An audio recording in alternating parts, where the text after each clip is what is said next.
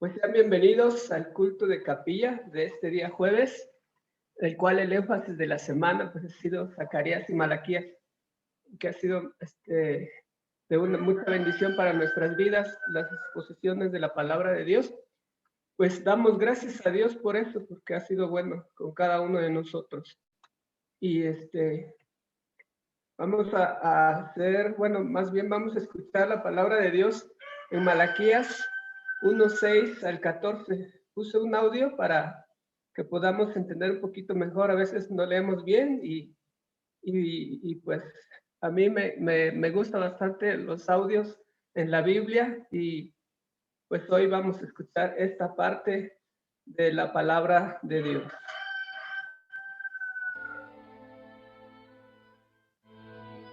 El Señor de los ejércitos celestiales dice a los sacerdotes: un hijo honra a su padre y un sirviente respeta a su señor.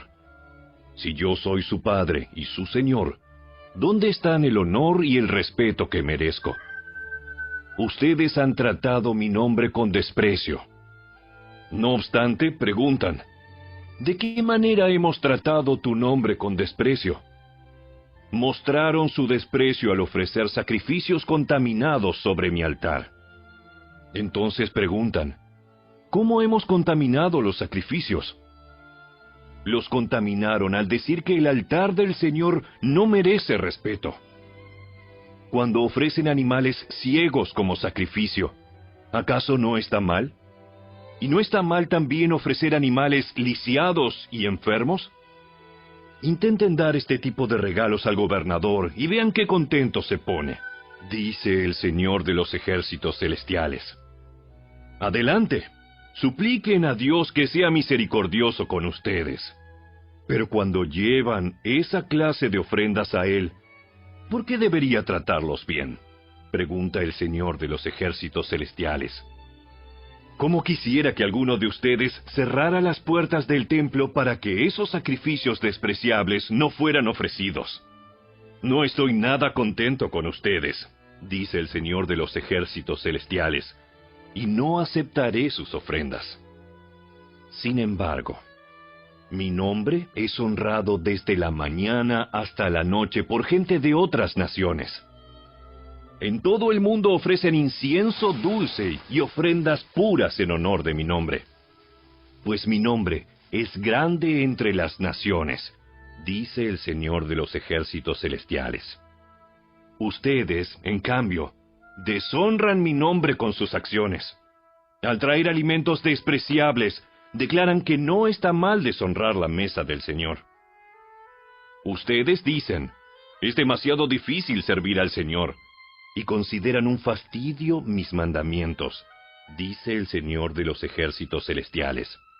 Imagínense, están presentando animales robados, lisiados y enfermos como ofrendas. ¿Debo aceptar esa clase de ofrenda de ustedes?, pregunta el Señor.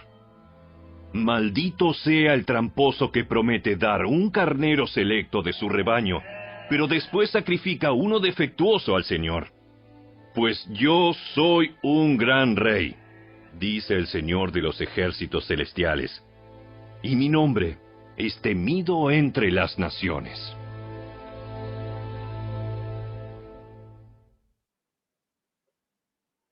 Amén. Pues vamos a orar para recibir la palabra de Dios a través de nuestra hermana Elizabeth Torres Bocanegra y para que oremos para que Dios la use y que sea de mucha bendición para nuestras vidas. Te damos gracias, bendito Dios, porque sabemos que tú vas a usar a nuestra hermana Elizabeth. Te pido, bendito Dios, para que tú le des palabras adecuadas, que tú le quites cualquier nervio que tenga. Úsala, Señor, y que sea de bendición para nuestra vida. Gracias, Señor, por todo. En el nombre de Jesús. Amén.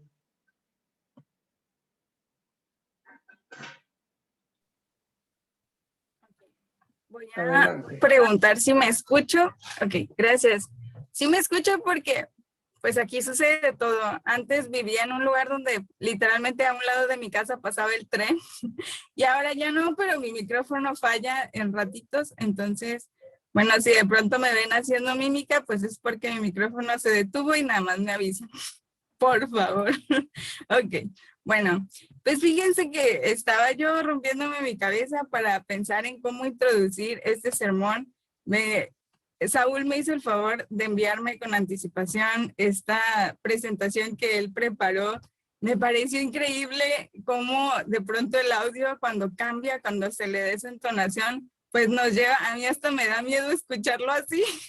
Suena como muy solemne, dirían ahorita, está potente. Entonces le agradezco a Saúl el esfuerzo y que haya puesto ese audio. Y bueno, fíjense que hace unos días estaba viendo un dato que me pareció interesante. No sé si alguno de ustedes, me imagino, alguien lo vio, bueno, alguien al quien le guste este tipo de temas como de economía o cosas por el estilo, o incluso como noticia general. El año pasado, en agosto, hay un señor que se llama Jeff Bezos. Él es el dueño de Amazon, el fundador de Amazon, y el año pasado, en agosto, en tiempo de pandemia, pues él se consolidó como el hombre más rico del mundo. Y algo interesante es cómo la pandemia impulsó su riqueza de alguna manera, porque según una cifra que estaba leyendo en este tiempo de encierro, bueno, para algunos, las ventas en internet se dispararon, crecieron en un 80%. Es decir, que si en el 2019, no sé, había 100 personas que compraban en internet, en el 2020 ya eran 180. O sea, imagínense, es un crecimiento prácticamente casi del doble, ¿no? Entonces este hombre se convirtió en el hombre más rico del mundo, dejando abajo a Bill Gates, y eso es algo interesante. Y no sé si ustedes han comprado en línea o han comprado algo en Amazon. En las chicas de pronto se da el Shein, ¿no? La ropa china y todo esto. Y hay mucha gente, sin embargo, a la que no le gusta comprar en línea. Y no les gusta porque siempre se corre el riesgo de comprar algo que no nos satisface. Hay un video que quiero mostrarles y espero que se pueda ver y escuchar bien. Y nada más les voy a pedir, si alguien me hace el favor de, si el audio se escucha bien, pues solo hacerme así para yo saber. Y se los comparto. No sé quién de ustedes ya lo haya visto, pero pues Me pidió esto por Liverpool y ya le llegó. Y pensó ella que pues ya le iba a regalar la olla. Nos pidió 2. Ahí se ve, pidió 2. Y pues ya le llegaron. Y pues llegaron en estos paquetitos. O sea, vean esto. Son de juguete. ¿Son ceritos? Dígame que la ayuda de él. No, es que ahí dice Tiny. Tiny chiquitito.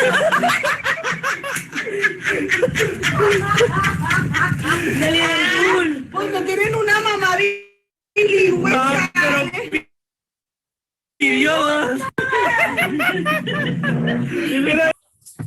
Ya lo detuve. ¿Ya no se escucha mi audio? Sí lo pudieron ver porque aquí se me hace full así toda la pantalla. ¿Sí se pudo ver? Bueno, qué tristeza, ¿no? Más adelante, ya les pasó, ok, de mi mamá no van a estar hablando, dicen, bueno, ok. Total, la señora se emocionó porque entró a Liverpool y vio estas ollitas súper bonitas en 70 pesos y que dijo, no, pues de aquí soy, encargo 2. Y solo encargó 2, porque ella más adelante en el video dice que iba a encargar una tanda para regalarle a todas sus hermanas de regalo de Navidad. Entonces, bueno, ella me gustó su video porque ella se lo toma con mucha pues alegría o le da risa, ¿no? Su error y dice, bueno, pues es que yo no soy bilingüe y supuestamente Tiny es como muy chiquito, me imagino, de juguete, será para nosotros. En total, ella no se da cuenta y las compra.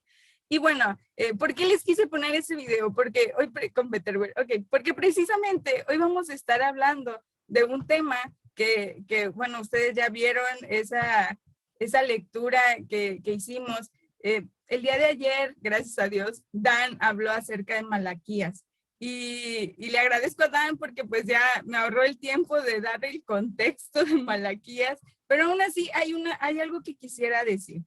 Malaquías es un libro que se escribe alrededor de 100 años después de que el pueblo regresa de su exilio en Babilonia. Para este punto de la historia, ya el pueblo ya contaba con el segundo templo que levantó Zorobabel. y ellos ya se encontraban realizando sacrificios.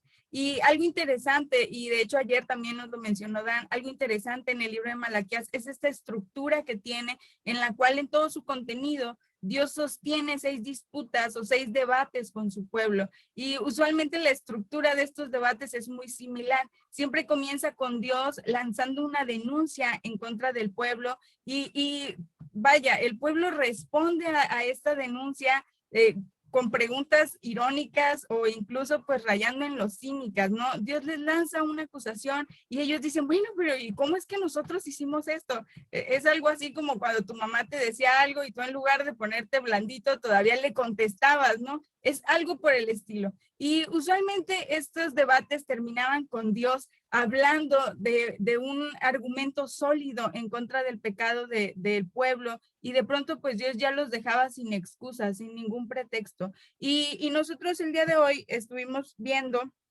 o leímos el versículo 6, a partir del versículo 6 del capítulo 1, y nos vamos a encontrar en ese segundo debate, en esa segunda discusión que Dios sostiene con su pueblo. Y algo interesante es que en este pasaje vamos a encontrar 3 características por las cuales Dios no se agradaba del servicio que estos sacerdotes le ofrecían.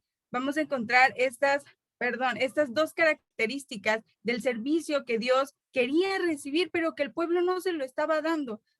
Algo que mencionó también ayer Dan y que todo Malaquías habla, es que Dios no solamente usa, bueno, le voy a decir esto, me imagino que de ayer lo recuerdan. Malaquías significa mi mensajero. Entonces hay muchos que dicen que Malaquías debería ser considerado o lo consideran como un libro anónimo, dado que creen que Malaquías es un título y no un nombre personal. Pero pues para efectos de este sermón y para no estar yo diciendo el mensajero, voy a decir Malaquías, como el hombre, quien sea, que Dios usó para escribir esto, que al final del día pues era un mensaje que provenía de él.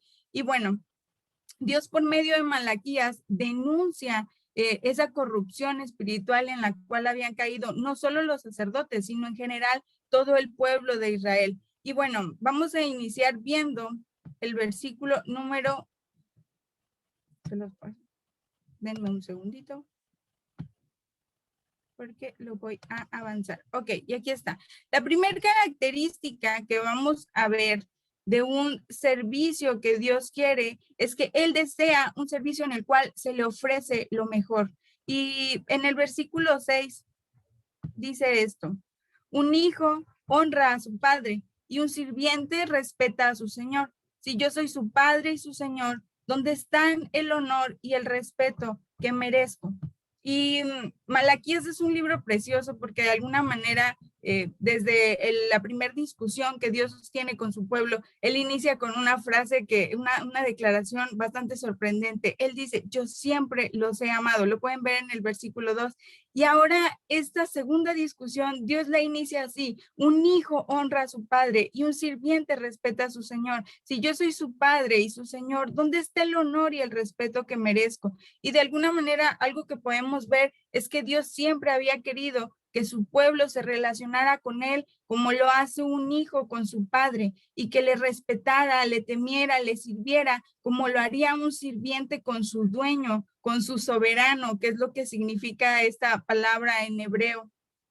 Y sin embargo, a pesar de esto, algo que podemos ver es como el pueblo era pues bastante bueno en dejar de lado ese rol que Dios quería tener con ellos como su padre, como su señor, y lo convertía a él en tan solo un aspecto más dentro de su religión. Entonces, algo que Malaquías va a dejar muy marcado es esa diferencia que existe en un amor genuino a Dios y el solamente ejercer una religión. Y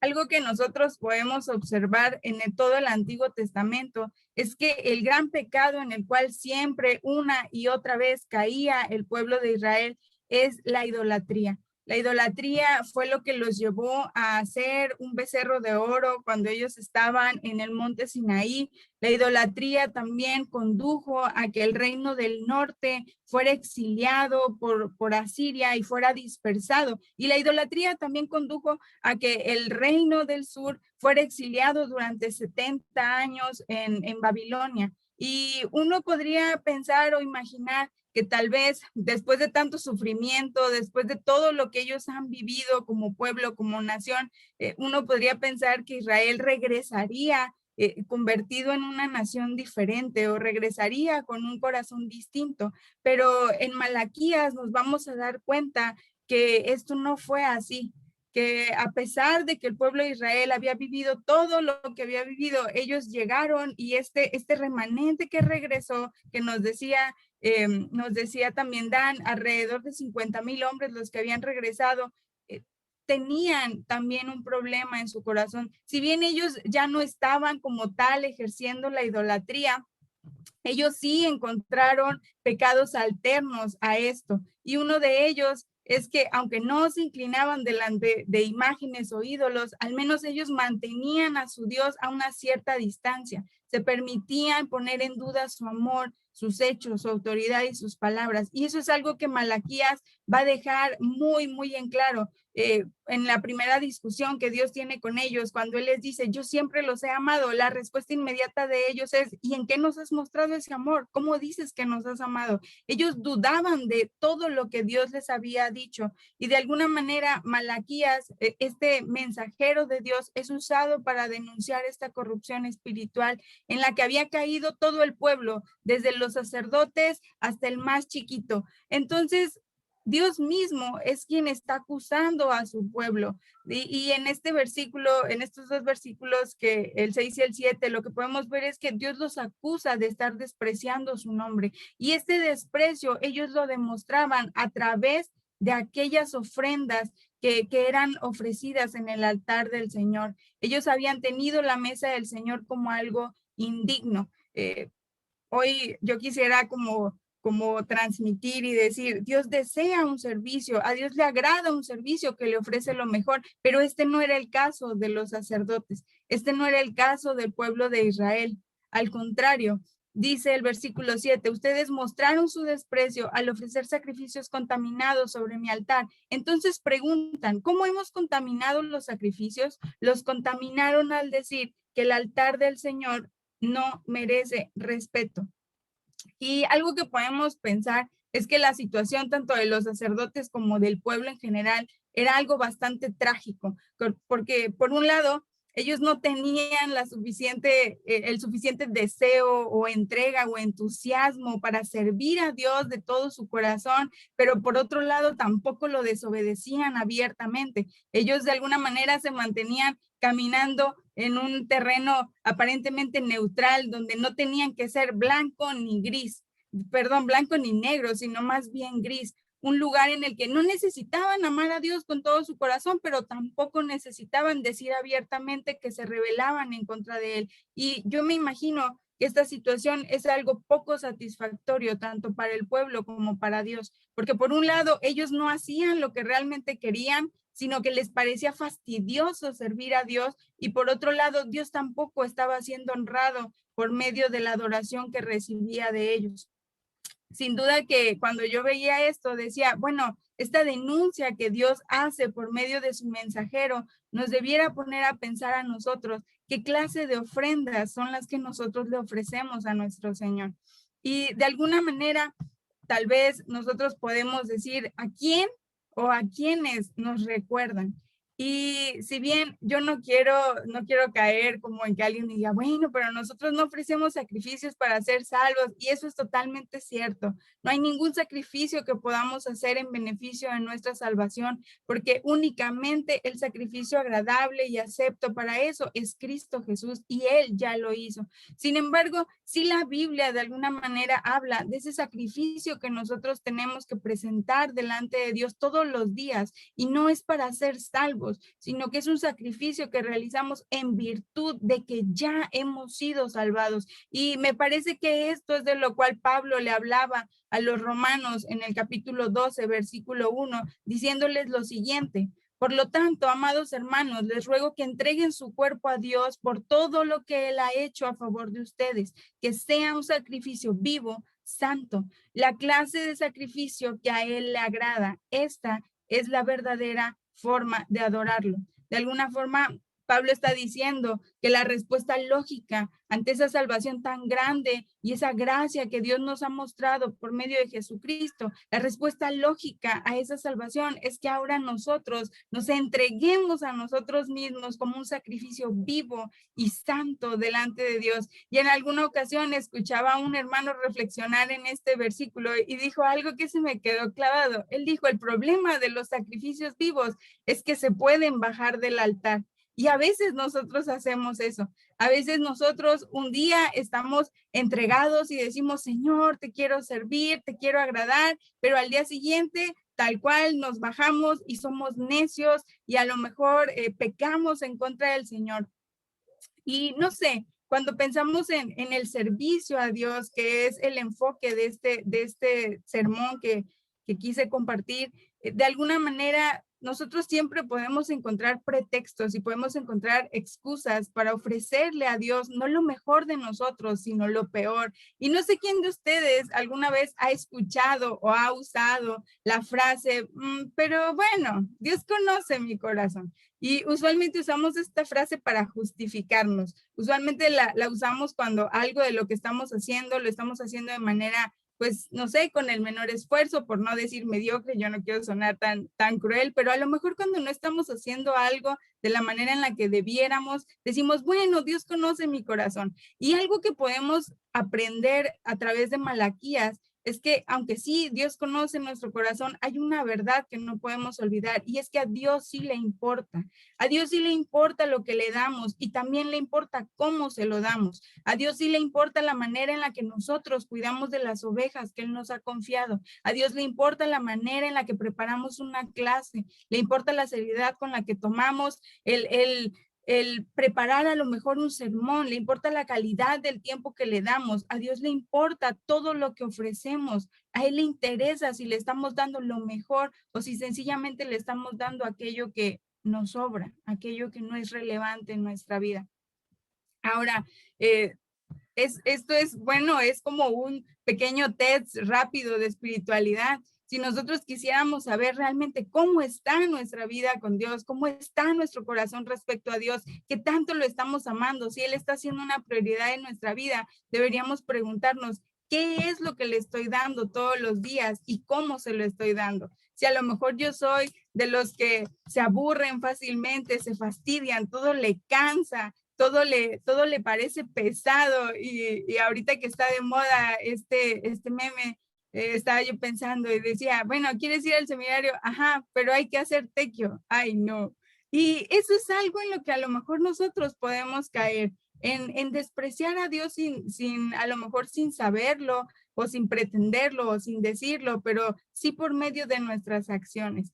Ahora, una segunda característica del servicio que Dios quiere es que Dios desea un servicio que actúe con temor. Y vamos a ver el versículo número 8, número 9, dice de la siguiente manera. Denme un segundito. Cuando ofrecen animales ciegos como sacrificio, ¿acaso no está mal? Y no está mal también ofrecer animales lisiados y enfermos. Intenten dar este tipo de regalos al gobernador y vean qué contento se pone, dice el Señor de los ejércitos. Los sacerdotes, de alguna manera, no tenían ningún tipo de reparo en ofrecer al Señor un sacrificio con un animal que estaba lisiado, que estaba enfermo, que estaba ciego. Y esto se debe a que su servicio se había vuelto algo frío, algo mecánico, algo que sencillamente les era indiferente. Y el versículo 8 en Reina Valera dice: preséntalo pues a tu príncipe, ¿acaso se agradará de ti o le serás acepto? Y algo que Dios está dejando de ver es que estos sacerdotes lo estaban despreciando porque les importaba más quedar bien con los demás y no con Él. Estos sacerdotes le ofrecían a Dios una ofrenda indigna sin ningún tipo de pena, pero jamás se hubieran atrevido a darle un regalo de esa poca calidad a un príncipe o a un gobernador de su época. Y la razón es porque sencillamente consideraban que estas autoridades humanas eran lo suficientemente imponentes como para no arriesgarse a ofenderlos. Pero con Dios esto no pasaba. Para Dios, ellos lo veían y para ellos él no era lo suficientemente temible y respetable como para no buscar ofenderlo. Y me parece que en ocasiones, y sobre todo como siervos de Dios, nosotros deberíamos pensar más y hablar más acerca del temor. Y quiero mostrarles este versículo en Filipenses que dice, queridos amigos, denme un segundito, es aquí. Queridos amigos, siempre siguieron mis instrucciones cuando estaba con ustedes y ahora que estoy lejos es aún más importante que lo hagan. Esfuércense por demostrar los resultados de su salvación, obedeciendo a Dios con profunda reverencia y temor. Y a lo mejor a nosotros no nos parece tan agradable hablar del temor porque le tenemos en un concepto de algo que no es bueno o de algo que no deberíamos estar sintiendo, pero hoy quiero platicarles acerca de un temor que es bastante bueno, incluso podríamos decir que hasta es un temor saludable, y es que biológicamente el temor o el miedo que nosotros como seres humanos podemos sentir, pues no es otra cosa más que un sistema, un mecanismo de defensa y de supervivencia. El temor, por ejemplo, es lo que nos impide el salir cuando hay una tormenta eléctrica, es lo que nos impide el salir, no sé, el que los marineros salgan a pescar cuando el mar está bravo, cuando el mar está picado, o cuando éramos más chicos, ¿no? El temor era lo que nos impedía que nos valiera reprobar las materias porque sabíamos que nuestros papás iban a ver nuestra boleta en algún momento. O ahora con la pandemia, el temor es lo que hizo que muchas personas aprendieran a usar el cubrebocas y a tomar las medidas, porque se acuerdan los primeros días cuando no conocíamos a nadie enfermo y cuando no sabíamos de nadie cercano a nosotros, y entonces a lo mejor muchos fuimos descuidados y no tomábamos las medidas, pero cuando se fue acercando a nosotros y cuando el temor también nos alcanzó, entonces fuimos prudentes. Y de alguna manera nosotros entendemos que somos salvos por gracia, que nuestro Dios es un Dios sí de amor, sí compasivo, sí misericordioso, pero también creo que la Biblia está llena de esta instrucción: teman a Jehová. Y yo me atrevería a decir que más nos valiera el servir al Señor con temor a hacerlo con negligencia. Nosotros entendemos que el temor a Dios no es lo que impulsa nuestro servicio. No es lo mismo servir por temor a servir con temor, que es lo que realmente Dios quiere. Entonces, ¿por qué el temor es bueno para nosotros como siervos de Dios? Pues el temor nos guarda, hermanos. El temor nos guarda de caer en pecados, en peligros, en los que muchas veces lo único que nos va a detener es conocer este Dios este Dios al que servimos, que también es fuego consumidor, es un Dios que merece todo nuestro respeto y que merece que todo lo que hagamos en su nombre lo hagamos buscando el agradarle y darle lo mejor y conociendo su grandeza y conociendo, como él decía en el versículo 11, mi nombre será temido en todas las naciones. Ahora, yo particularmente no quisiera como dejar esto en solo una carga moral y decir, no, pues esfuércense y pues a ver qué tal les va y todo, sino más bien quisiera pensar en dónde es que nosotros encontramos esa motivación para darle realmente a Dios lo mejor y para servirle con temor. Y a mí me parece que esa respuesta siempre la vamos a encontrar en Jesucristo. Cristo es esa muestra de que el Padre nos dio a nosotros lo mejor que tenía, que era su propio Hijo, que murió en una cruz por nosotros. Esa es la muestra de amor más grande que alguna vez se pudiera dar en favor de personas como nosotras. Como nosotros, no quiero decir nosotros, ok, perdón.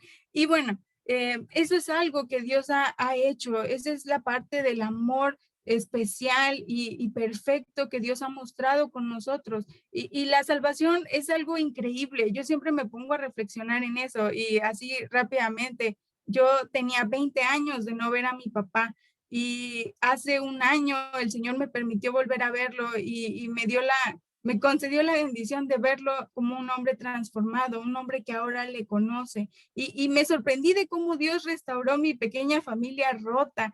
Y pienso en eso y pienso en todas esas cosas maravillosas que rodean la salvación que Dios nos ha dado, que nos ha dado la oportunidad de restaurar relaciones, que Él nos va a llevar a una eternidad, pero sin embargo nosotros entendemos que lo mejor de esta salvación, lo mejor de la eternidad con Él, pues no va a ser el cielo por más glorioso que sea, sino va a ser estar toda nuestra vida delante de su presencia. Cristo es lo mejor que el Padre nos ha dado, por el amor que Él nos tuvo, dice Juan 3:16, de tal manera Él amó al mundo que dio a su Hijo unigénito. Por ese amor Dios nos dio algo que tiene un precio incalculable, la vida de su Hijo, su sangre preciosa. Y sin duda que esto es lo que a nosotros nos debería motivar, no para ser salvos, sino en virtud de lo que Él ya hizo por nosotros, de este amor maravilloso. Deberíamos encontrar la motivación todos los días para ofrecerle lo mejor y para servirle con el temor que Él merece. De alguna manera, esto es lo que yo quería compartir con ustedes. Me parece que Malaquías nos puede enseñar estos dos principios, estas dos verdades acerca de cómo es un servicio que Dios quiere. Y Dios quiere un servicio en el cual le ofrezcamos lo mejor y un servicio que también realicemos actuando con temor porque le conocemos. Y pues que Dios nos ayude, hermanos, que el Señor nos ayude y nos dé un corazón que sobre todas las cosas busque ser hallado fiel delante de Él y un corazón que de alguna manera quiera ofrecerle lo mejor de nuestro tiempo, de nuestras fuerzas, de nuestros recursos, en esencia todo lo que somos. Que Dios nos ayude a conducirnos también con temor, porque reconocemos su grandeza, su majestad, su bondad, reconocemos que Él es digno de recibir toda la gloria y toda la honra y que su nombre es temido en todas las naciones. Miremos a Cristo para servirle de una manera apropiada, conforme a la gloria que Él merece. Vamos a orar. Padre, te damos muchas gracias por el privilegio de conocerte y también, Señor, por el privilegio de servirte.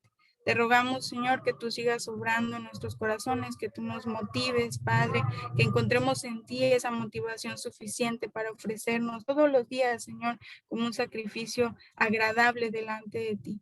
Gracias, Señor, porque el precio de nuestra salvación tú lo has pagado, pero ahora deseas, Señor, alegrarte y en nuestra vida y nosotros te pedimos que tú nos ayudes a hacer eso, a ser herramientas útiles en tus manos, Señor, que te estiman por sobre todas las cosas. Gracias por todo en el nombre de Jesús. Amén.